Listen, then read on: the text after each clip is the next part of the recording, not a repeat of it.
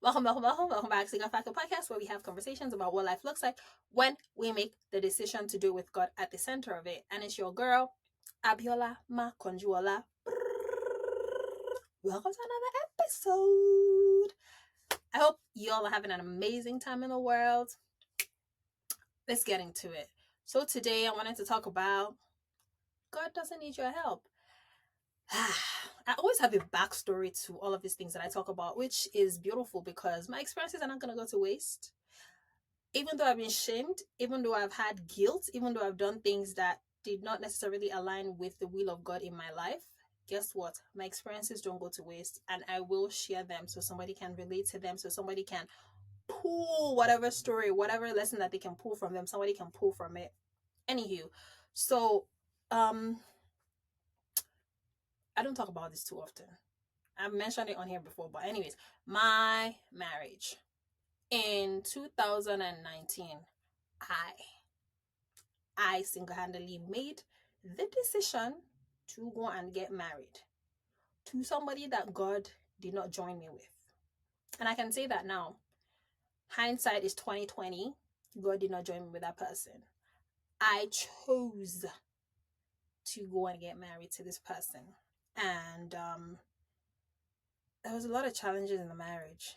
When, the emotions cleared off and everything got wiped off, I was like, huh, is this where I'm supposed to be? Because hmm, it just wasn't where I was supposed to be. It just wasn't a relationship that it was a permissive will of God. It wasn't the perfect will of God. And the permissive will of God is more or less like God just trying to patch things up because He knows He has better for you. But if this is what you've chosen, okay, I'll still patch things up for you and just try to make it work. But this is not what my plan for you looks like. I had such greater plans for you, but you chose this. All right, all well and good. Um, it was a lot of toxicity. We're not good for each other. Um, I will take responsibility and say that I was selfish going into that relationship or even into that marriage. I wasn't 150% honest about what I needed and giving the other person the opportunity to determine if they were able to give that.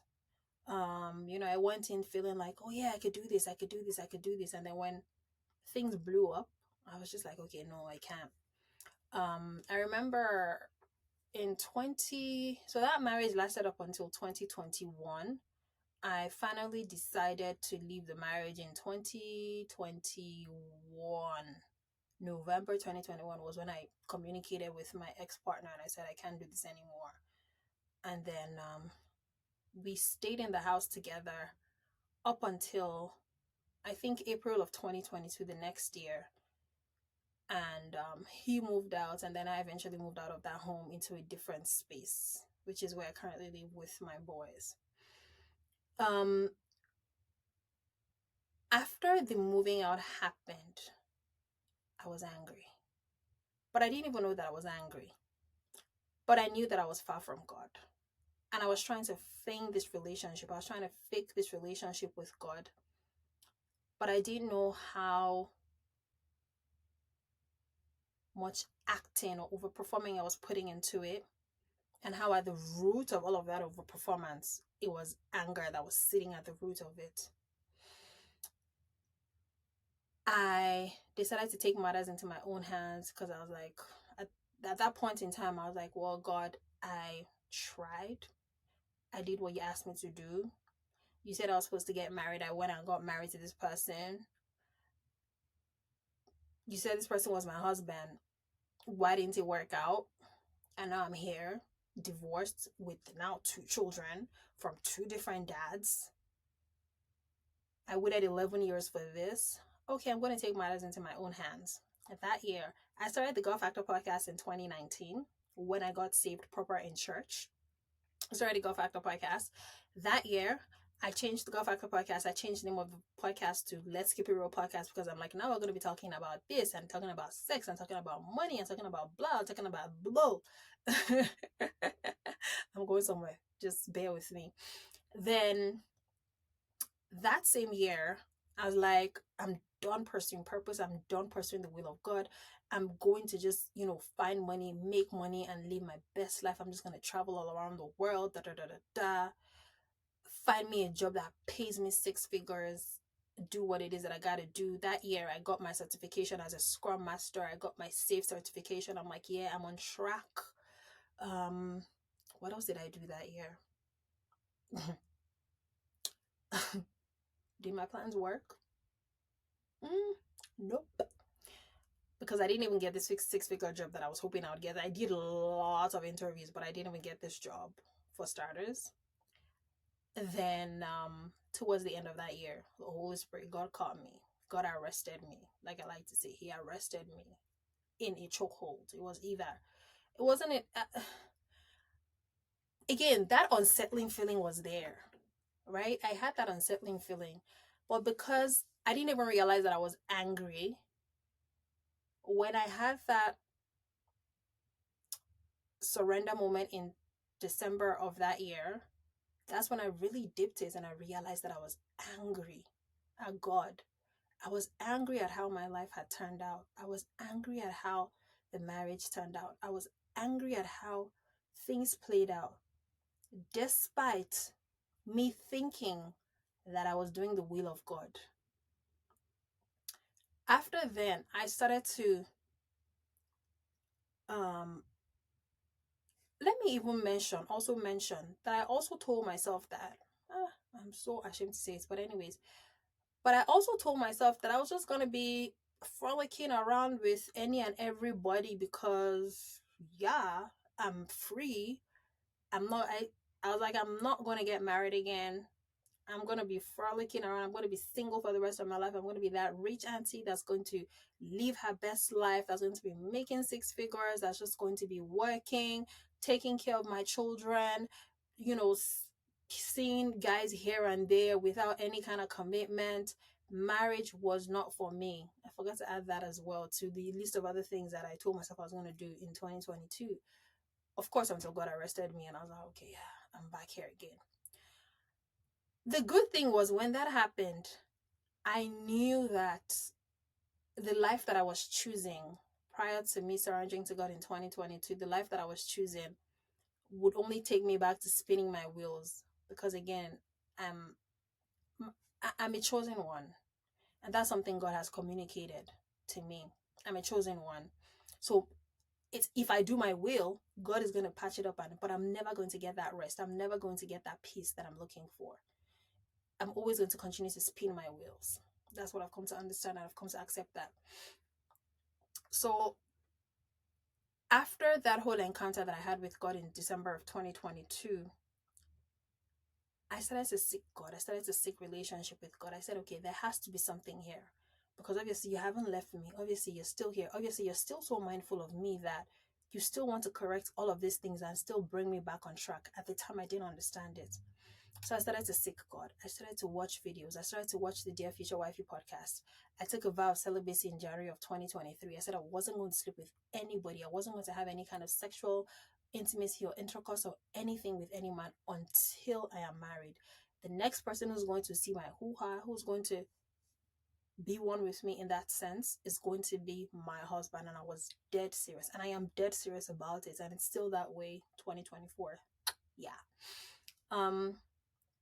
I just tried to seek the Lord, tried to know the Lord, tried to understand, I was just pouring myself. And in that time, one of the things that I learned and I had to be humble about was I did God's work for Him. That marriage wasn't God. It was me doing God's work. And it came from a place of, I just want to see God. I just want people to see what God is doing in my life. I just want Him to use me for His glory. I just want to shout and stand on top of the world and say, look at me. God is inside of me. It came from a place of selfishness. It came from a place of me not wanting to work with God. It came from a place of me still wanting my own will to be done. Not necessarily God's will, but my own will to be done. So of course, when everything blew up in my face the way that it blew up in my face, I had to take responsibility for the role that I played in it. I was doing God's work for Him. God already knew what he wanted me to be or who he wanted me to be. He already had all of those plans set and situated to the point where every time I would veer off, he would find a way to bring me back on track. Every time I would go off the radar, he would find a way to bring me back on track. He would break laws. He would not break laws, but he would open doors. He would dismantle systems. He would undo systems just so I can be back on track where he wants me to be. So, why did I think that that marriage was God's doing when in fact it was my own doing? It was out of his alignment, it was out of his will. It was not his will, it was my will. I had to admit that I was being selfish. I was being manipulative by being in that marriage. That toxic part of me still existed. That little girl in me who wanted that validation so much still existed. And I was playing into her. She still shows up. But what I've learned is to take time to really understand whatever it is that she's asking for. Instead of acting, understand what exactly is happening and don't fit into it. I was fitting into that little girl that needed that validation. I just wanted the world to see me. I just wanted people to see me. Oh, I've changed. Oh, I'm doing better now. Oh, I'm this. Oh, I'm that. Oh, look at me. I'm married.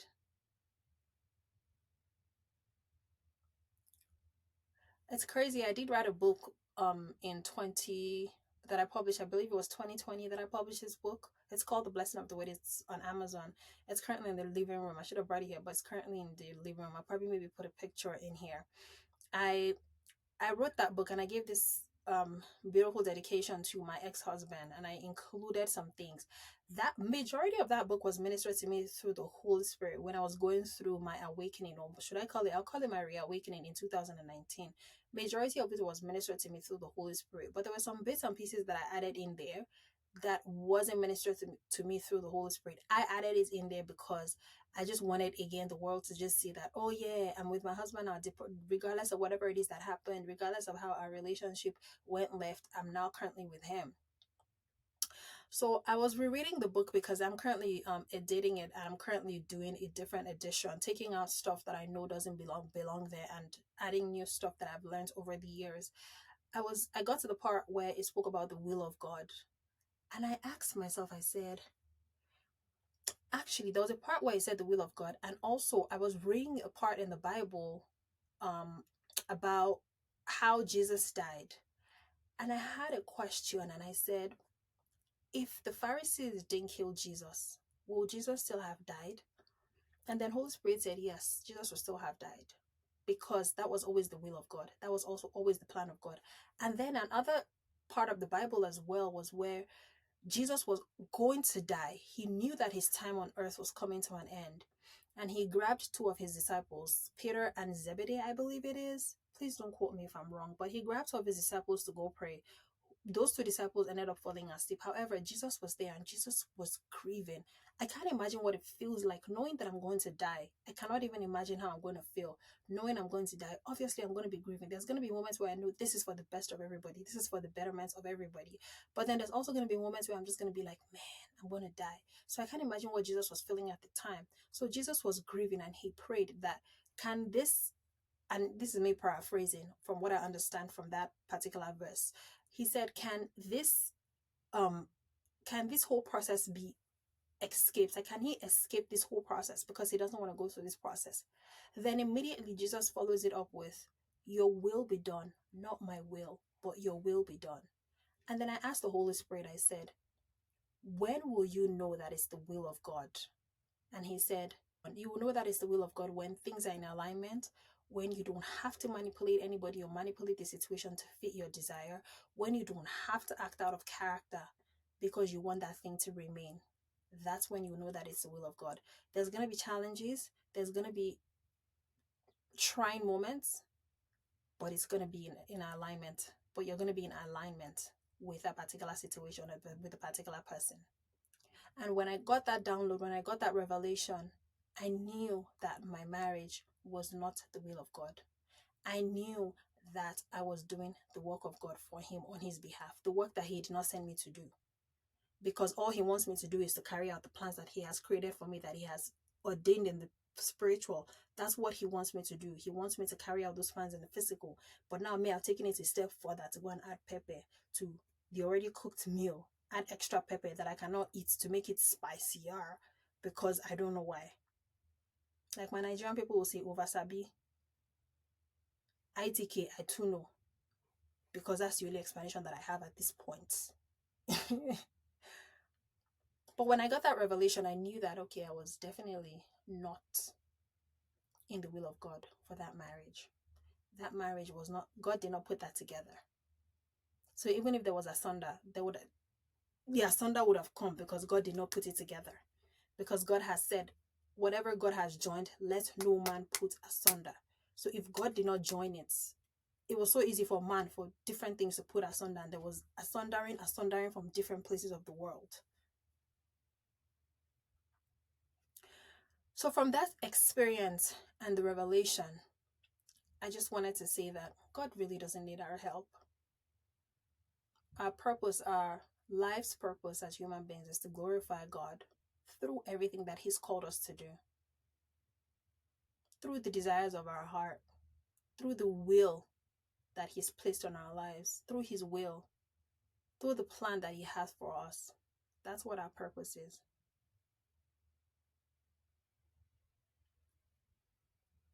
And we have to be intentional about that. There's times where God is going to call you to be a minister, going to call you to be a teacher of the word.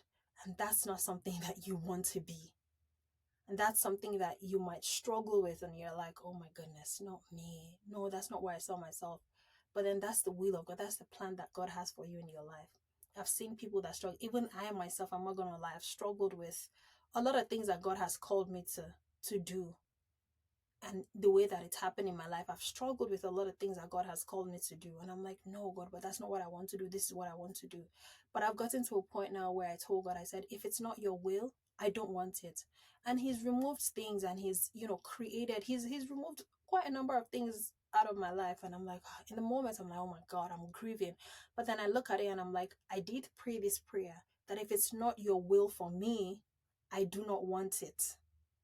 Because I'm at that point in my life where my peace is the most important thing to me. I don't care about fitting the world. I don't care about seeing how the world sees me. I don't care about pleasing the world. I've done that too many times and it didn't work out. I've done that one too many times, and I've just always it's like, more is required. More. You're not enough. You're not good enough. More. And I'm just like, no, I'm done. So I just wanted to come on here and just, let's get into this space of developing a relationship with God.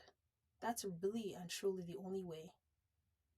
Developing a relationship with God, getting to know God as a father, as a lover, as a friend, as a big brother, as your CEO, as your financial advisor. Who is this God even? Why did you create me? Who am I? God doesn't need our help. It's all done. Everything that He needs you to execute is all done. What you need to do is go back to Him. When He gives you a message, you do it. You go back, okay, God, I'm done. What's the next thing? And with applied wisdom, you'll be able to move far and just keep building and keep pushing and keep creating and keep expanding His kingdom on earth, because that's what we're called to do, to glorify Him in every way, shape, and form.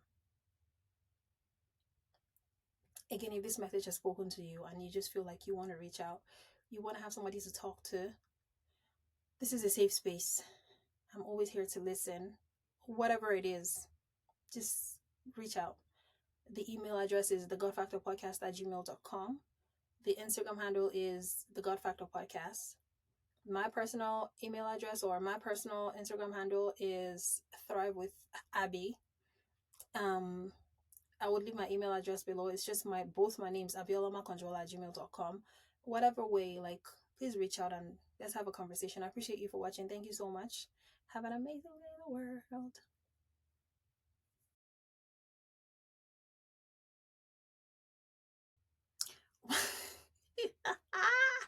Ooh, ah, God already knew what he wanted me or who he wanted me to be. He 3, 2, 1. When you will know that it's the will of God when things are in alignment, when you don't have to manipulate anybody or manipulate the situation to fit your desire, when 3, 2, 1.